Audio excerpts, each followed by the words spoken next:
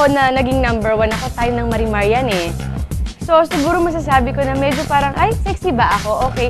Siguro ngayon masasabi ko na mas malaking kumpiyansa ko sa sarili ko na mas maisip yan. Bakit? Dahil ngayon pumapasok na sa isip ko ang pagbaboxing, nag-exercise na ako ngayon. So, mas aware na ako ngayon sa health ko at lalo na sa pangangatawan ko. So, siguro ngayon mas masasabi ko na, pag sinabing sexy ako, parang masasabi ko na, thank you.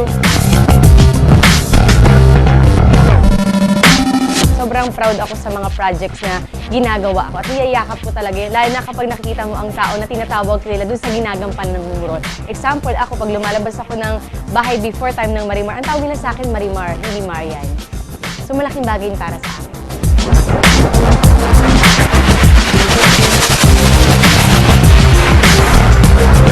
Pinaghandaang mas mabuti pa itong issue na ito. Siguro it's about time din na may bagong i-offer ako sa mga nagmamahal sa akin.